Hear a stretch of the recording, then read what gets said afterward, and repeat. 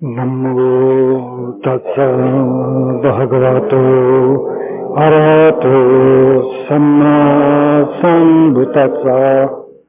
Namo tassa bhagavato arahato samma sambuddhassa. Namo tassa bhagavato arahato samma sambuddhassa.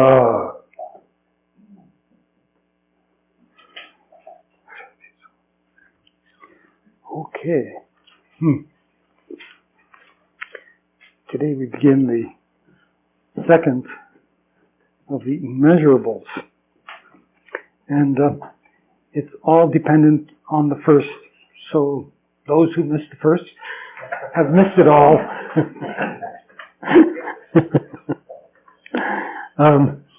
But just to give a little bit of a recap, so to speak, meditation on loving kindness is essential to the well-being of all sentient beings. If we did not have the state of loving kindness present, nothing would work. It would all fall apart. Right? And so it's important to understand that it is inherently present in all forms, in all states, in all levels of consciousness, and in all beings. So, beginning from that, you should have a sense that when you meditate on loving kindness, that you're connecting to everything. You're connecting to all the sentient life on this planet, and that it's through that connection you have true power of transformation. Without that connection, you don't have the power of transformation. You can't transform yourself, and you can't transform anything else. So that's why it's so critical for especially this time in history where we have such destruction of nature and such destruction of our planet.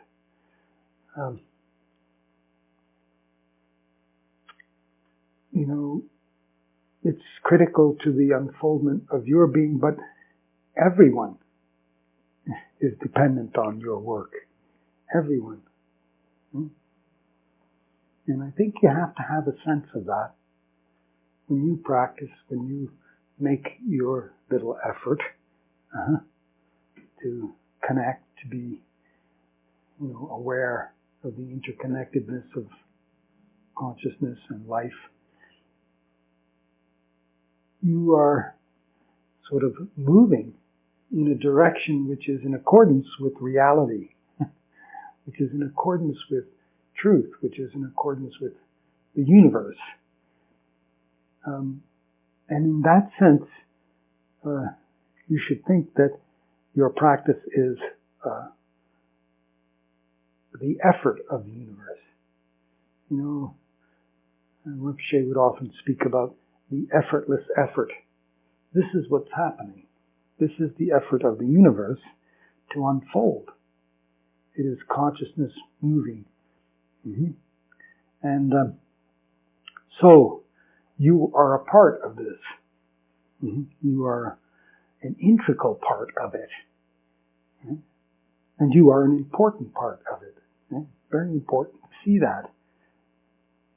Because if you don't, then you have a tendency to belittle yourself. And that doesn't work. Why? Because you have a great responsibility. And you won't rise to that responsibility if you think little of yourself. So, you want to have an ego? Here's the time to have one. It's useful. Why? It's a good illusion. Right? It will help you move towards the unity. It will help you move towards a full unity in the sense of taking on your responsibility of transformation. Why are you here as a human being? Why are any of us here? It's, I think it was, who was it? Pablo Picasso, he said this. He's been saying he said a lot of interesting things. But one of the things he said was, he says, the purpose of life is to, find your gift. And the fulfillment of life is to give it away. Well, you're at that stage where you have to give it away. Right? We're not a bunch of young ones here, except a few of you. You're excused from this. But certainly the old ones, come on now. Right? It's time for you to give it up. Manifest it. Stop playing around. Stop, seeing yourself as small. If there's true freedom from ego clinging, then why not see yourself as big? It's empty. Right? It's empty. Let it go. Give it a break. But we need beings who have the clarity of truth, the clarity of real seeing, for the sake of the world and for the sake of this planet. And it is now the time for you to speak out and for you to act on your deep understanding of life, and not hold back in a state of fear or a thought that, well, maybe you're not good enough or you're not enlightened enough or whatever. Stop with those voices. It's necessary now for you to step forward and be an integral part of the, saving of this planet. Become a part of the power of love. And see yourself as a part of it. Know that is your core. And that speaking from that is the only thing to do. It's the only thing left to do. Anything else is lacking, is insufficient.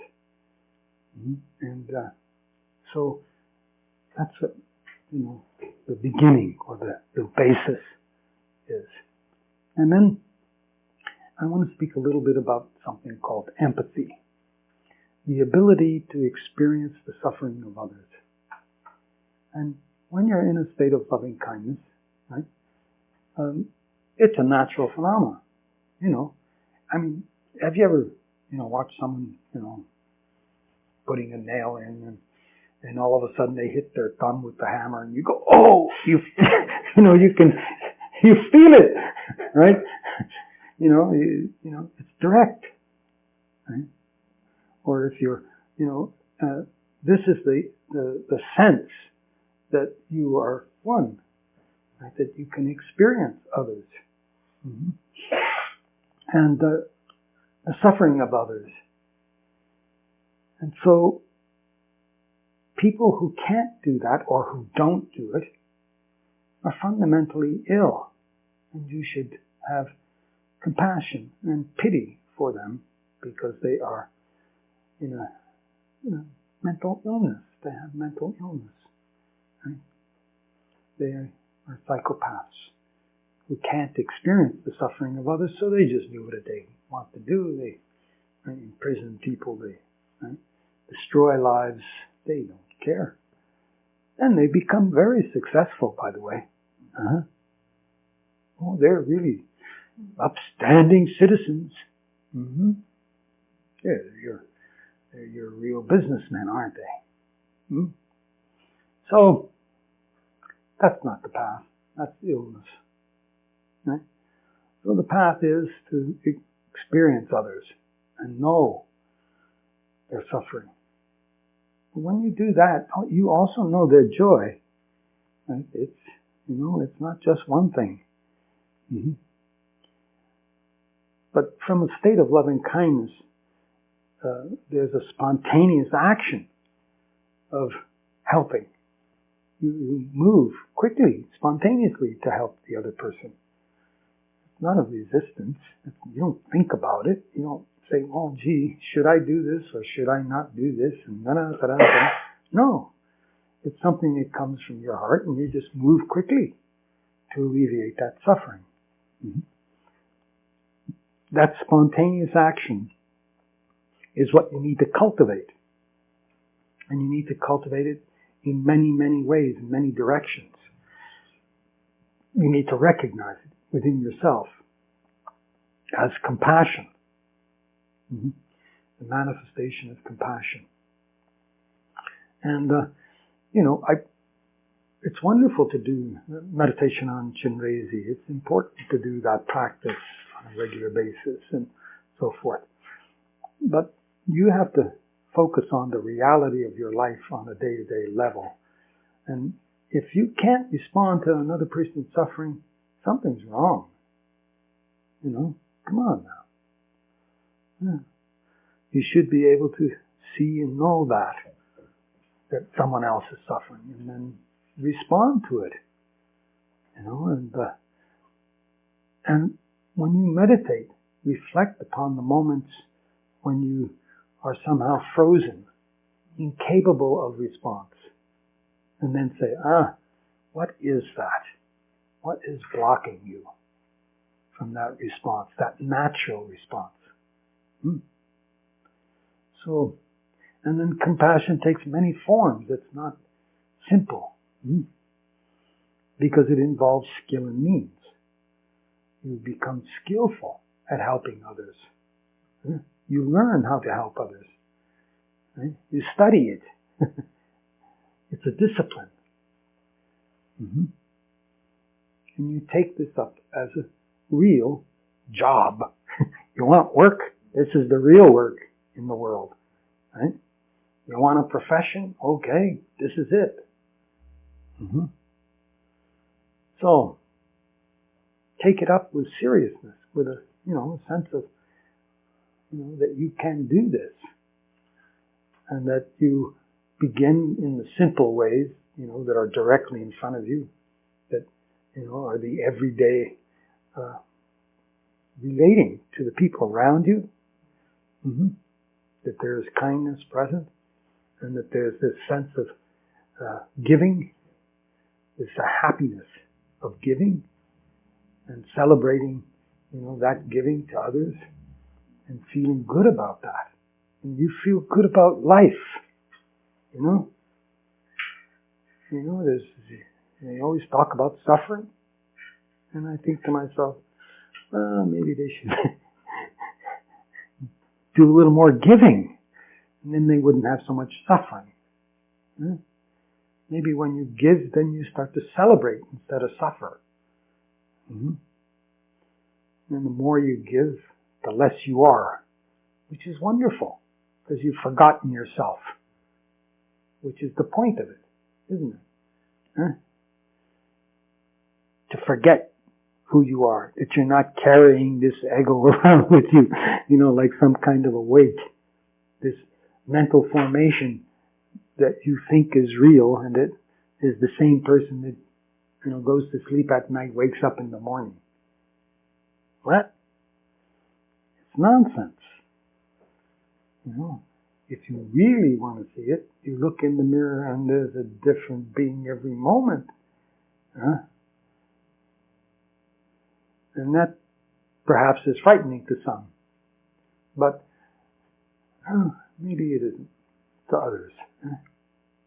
When the less you cling to formation, the less suffering there is. The suffering is not in the formation, it's in the clinging. Right? So And when you're helping others, this is what you're teaching them. This is what you're giving them, is freedom from clinging, freedom from identifying with this suffering as being part of themselves. Right? That is who they are. And they have to have this suffering in order to be meaningful in life. You see? A lot of people have that. They're afraid to let go of the very thing that would bring them happiness and joy, because, they don't want to leave behind this person who's been struggling all this time, to get free, to be real, to be themselves,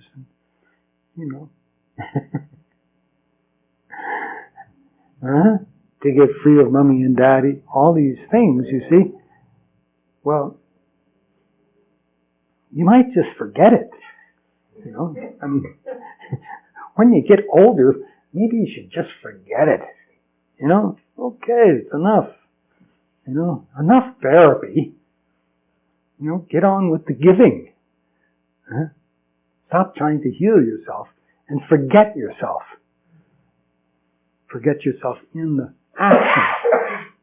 In the act of giving, you forget yourself. And then, don't worry, the ego will reappear. And you'll have to get rid of that. But, for the moment, it's gone. So how real was it? It's just gone. Mm-hmm. And that's what you then become more and more conscious of. The goneness of it. Mm-hmm. The goneness. The goneness. Mm-hmm. Yeah. And then, of course, that is what all beings need, because that brings them freedom from the prison. Brings them freedom from the prison. So then you become a refuge for others.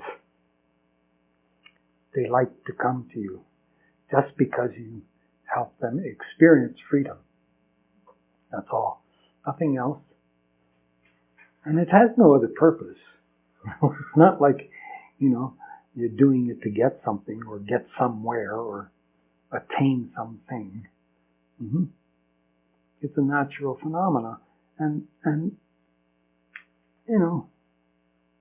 it brings pleasure into your being. So why wouldn't you want it? It brings pleasure. It's a happiness, pleasurable awareness. Rinpoche told me once a story.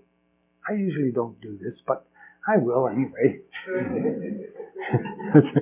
But Rinpoche told me this story. That he was in Sri Lanka, and he was in a monastery in Sri Lanka, and he was studying one of the Pali texts, right? And he was doing this, and he was, in front of him was a window, in front of his desk, and he's studying the Pali and he's working through it, and then he looks up and he sees this small bird, coming out of the nest, falling out of the nest, and and it was by a lake, you see, and the bird fell to the ground, right? And the mother is freaking out, it's just like, and he runs and he, pulls up his robe and runs in the water and picks up the bird, right? And then puts it back up on the nest, and doesn't even think about it, and he comes back to his seat. And he's sitting there, and he looks up, and the mother flew by. And it was moment to moment to moment to moment perception. Perfect stills. He was seeing the moments of consciousness arising. And he looked at me and he says, that mother bird gave me that gift. And I went, whoa. You see, There's all kinds of giving. But that mother bird was so grateful that she gave him a gift of realization. And he was just in this natural state. That's compassion. Cultivate it. It's simple. It's direct. And you know it. You don't have to learn it.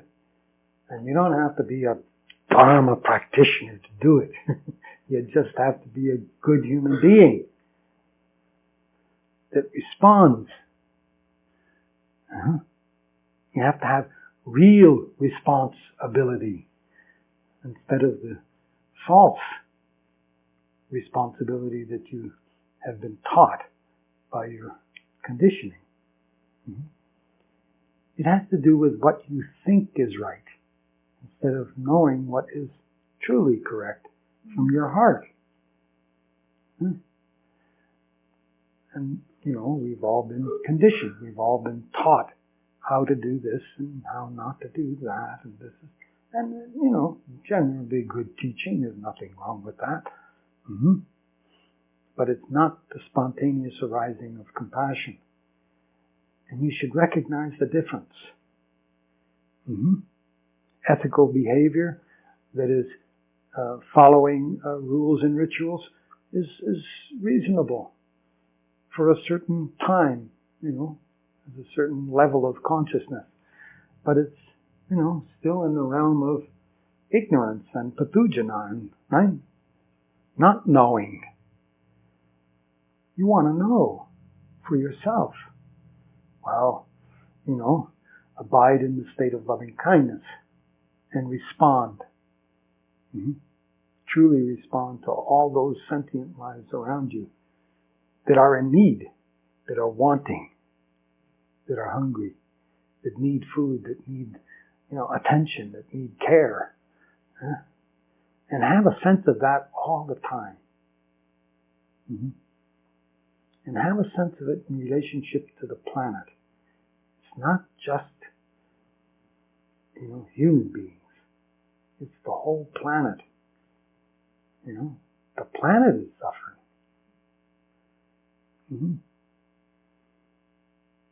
It is sentient as well. Everybody thinks of the species, the different species on the planet. But no, the planet has a sentience. When you come to a certain stage, or experience of life, you realize that the whole is functioning in unity. Right? And the planet is a unity. Have you not noticed? It is a unity. And this unity is beyond all compare. It's beyond all concepts. It's beyond all, views. Right? It's beyond all, tradition, ideologies, right? Teachings. So, that's the abiding in the state of love and connecting, feeling the connection with all sentient life. It's a reality. It's not an idea, not a philosophy. That connection. And then responding. Just responding from that state. When you see suffering, you respond. You do something. That's all. It's as simple as that. And you do the best you can. And you don't, you don't slough it. You don't try to make believe you can do more than you can. You just do whatever you can. And then you don't feel guilty about not being able to do enough. Well, it's never enough. There's always more suffering. There's always some beings that need to be cared for, right? But you do your best. And then you have no regret. Right? There's no regret because you know you did your best. That's all that's required of you. And you don't have guilt patterns about what you couldn't do or what you didn't do. You might meditate on how to do better, and how to be more skillful in your interactions and your, way of life to be more compassionate. By all means, yes, reflect on that, but don't carry a bundle of guilt around, because it doesn't help. It doesn't help you or anyone else. Put down the bundle, put down the burden, and engage with what's in front of you. These are the truth of the Dharma. And they don't have anything to do with the books and the learning. Those are there to help you get started. But some of you have been around for a long time, huh? So, some of us have been around for a while. Yep. So, it's, it's an admonishment of, this, of how we must proceed, how we must go forward. As a community, as an individual, and as a community.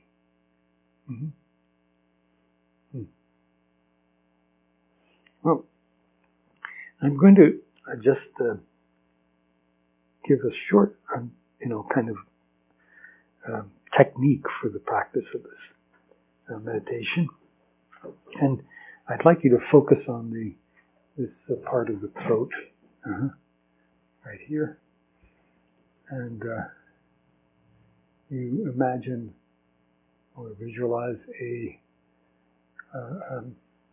blue blue sphere in the throat center. And you imagine this spreading through your whole body. In all of the meditations on the immeasurables, you always begin with yourself. How do you know how to be compassionate towards others if you're not compassionate towards yourself? When you are compassionate towards yourself, you automatically know how to help others, right? I mean, we're all human beings. You would understand, wouldn't you?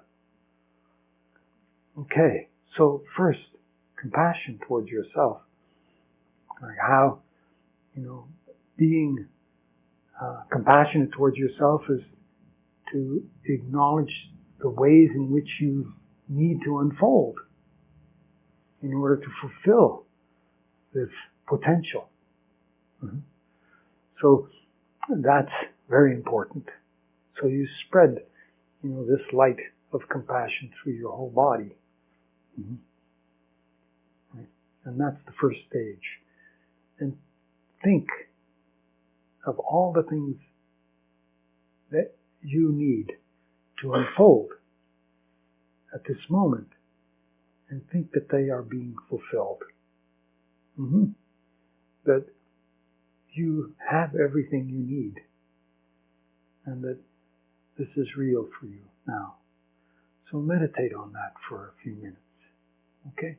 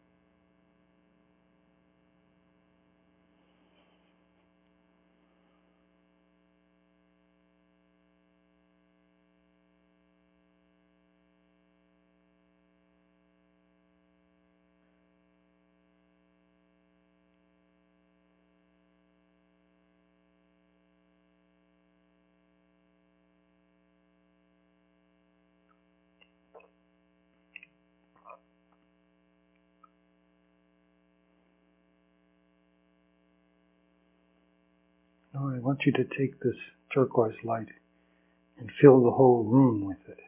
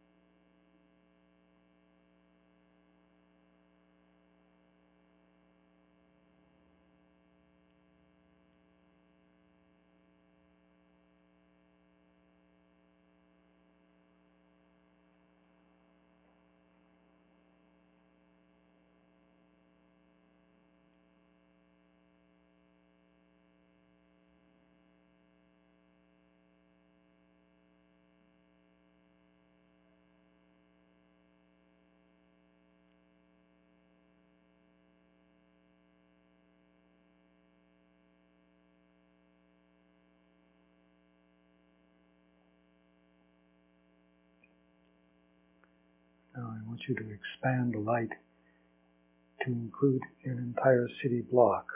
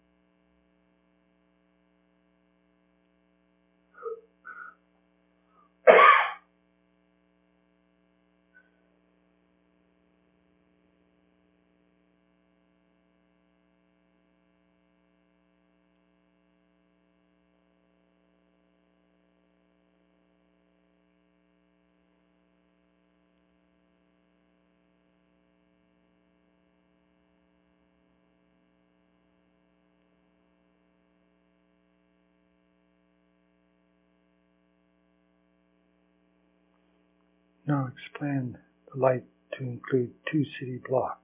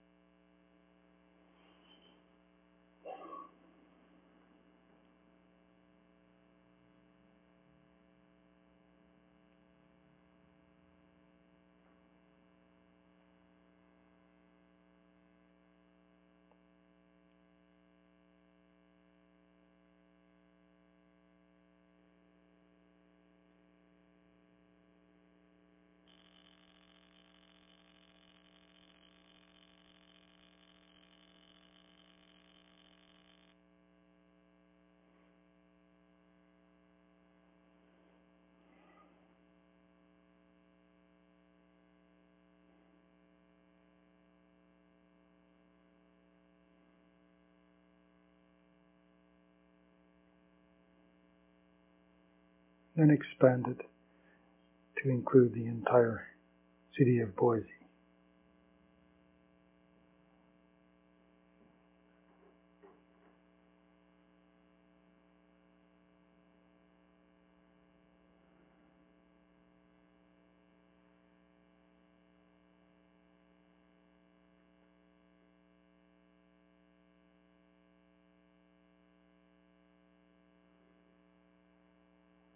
And you should think, may all the sentient life within this sphere be free of enmity, ill will, and grief. May they all abide happily.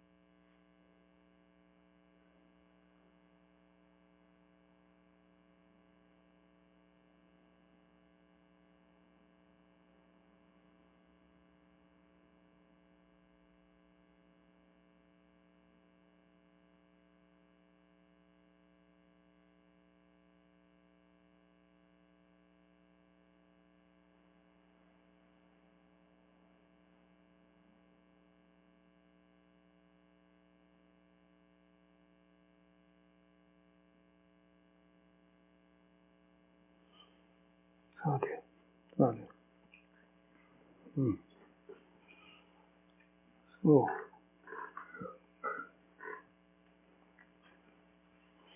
do you have any questions?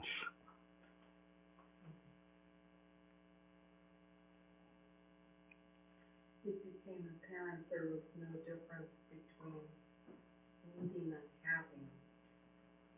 And we were to think of everything that we needed for meditation, and we already have it. There's no separateness there.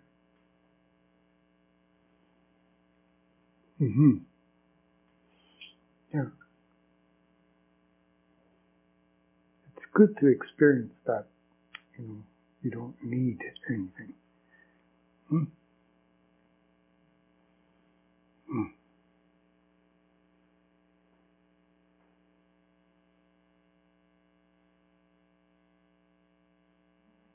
Yes. When you said they all sentient beings be free of something. Enmity. Enmity? What is enmity? Enmity means like hatred or anger. Enmity, Ill will and grief. and abide happily. Yes, and abide happily.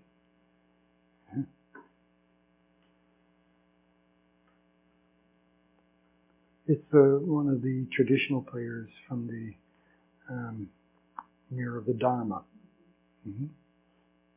And, sometimes you spontaneously you say this prayer. Like, it's a matter of experiencing all sentient life as,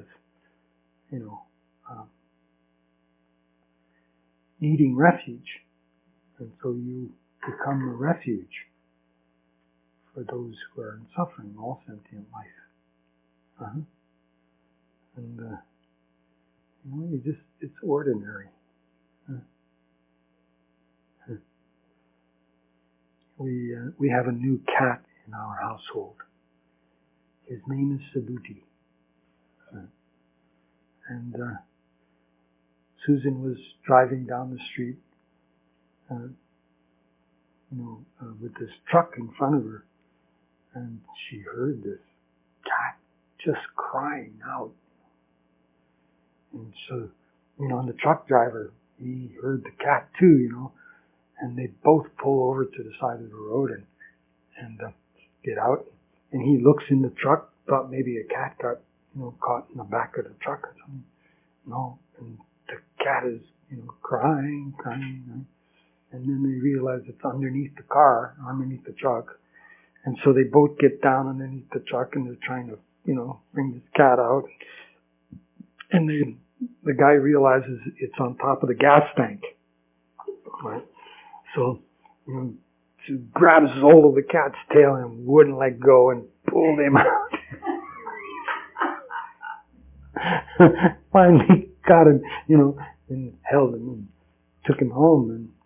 And boy, what a little guy. He was just like, I couldn't believe how fierce he was, in his need. I want, I need, I'm frightened, and just like so real. And of course we took him in right away. And he's, become part of the household. And he's wonderful. He's a beautiful little guy.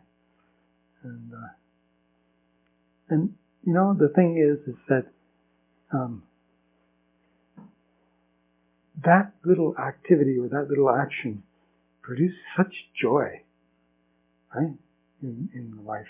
That simple thing and the kitten and it, interacting with us is just a wonderful thing. Yeah. And he's a very special little guy. And you just have to be aware of that, You've got to slow down.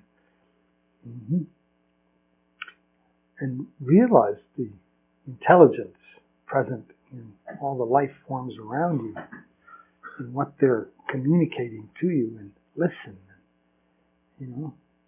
and be vulnerable, be open to experiencing that being suffering or that being struggle. And when that happens, then you provide some refuge or freedom from that suffering. It's such a wonderful thing, and the little creature realizes it. And, responds to you. Everybody thinks, animals don't, know things because they don't talk and all that. Well, that's just nonsense. Anybody who has any kind of intelligence sees that animals are very aware and alive and responsive. And they listen to you and they ignore you. And, it's the great, story of the this one Zen student, American. He said, he said he studied with many Zen masters, right? And most of them were cats. And, you should be studying with these, awake beings, and you should awaken studying with them, right?